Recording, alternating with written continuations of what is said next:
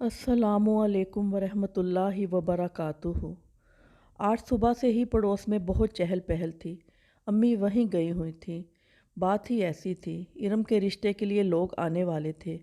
कई रिश्तों को रद्द करके रशीदा खाला ने इस रिश्ते पर हामी भरी थी। बरसों पुराने मुरासिम थे, सो अम्मी भी इनकी मदद के लिए गई हुई थी। शाम हो चली थी, अब्बू नमाज के लिए जा चुके थे। वो दादी के पास आ बैठी। दादी जान, कितने सालों से खाला रिश्ता देख रही थी ना। अब पता नहीं ये कैसा रिश्ता हो जो खाला को भा गया है। दादी हर वक्त यही कहती थी, बेटी का नसीब अच्छा हो। दादी, अच्छा नसीब क्या होता है? दरवाजे पर दस्तक हुई।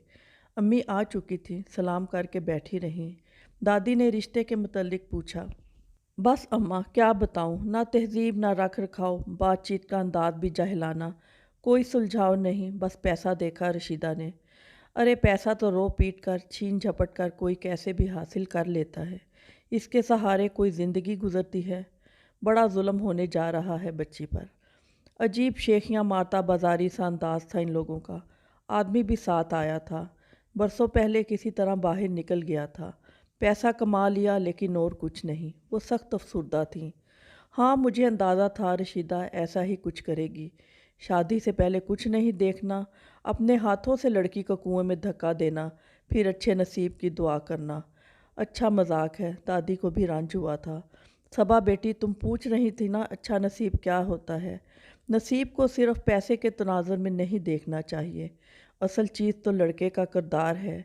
मजबूत किरदार का आदमी आपको कभी गिरने नहीं देगा। और खुश इखलाकी ऐसा वस्फ़ है जो ज़िंदगी को सहल बनाता है।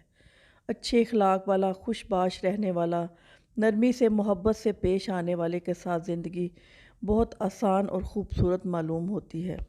बेशक लाखों की आमदनी ना हो, मगर ज़िम्मेदार हो, मेहनती हो, रिज़्क़ हलाल कमाने वाला हो, फिर ऐसे के रिज़्क़ में अल्लाह ताला बरकत क्यों ना डालेगा। बिल्कुल दुरुस्त फरमाया अम्मा आपने। अब्बू भी नमाज़ पढ़ कर आ गए थे। लंबी चौड़ी डिग्रियां बेशक ना हो, लेकिन ज़हनी सुलझाव ज़रूर हो, तमीज़ तौर तरीका हो। शादी से पहले अच्छी तरह लड़के के अखलाक व किरदार को देख कर ही कोई फ़ैसला करना चाहिए, वरना बाद में नाम नेहाद नसीब का रोना किस काम का।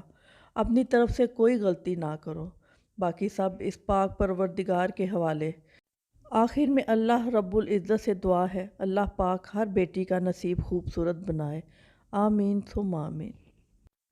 उम्मीद है आपको आज की वीडियो ज़रूर पसंद आएगी। वीडियो पसंद आए तो आपसे रिक्वेस्ट है, लाइक कीजिएगा, शेयर कीजिएगा और अच्छी अच्छी वीडियो देखने के लिए चैनल को सब्सक्राइब भी कीजिएगा। बहुत शुक्रिया। अल्लाह हाफिज़।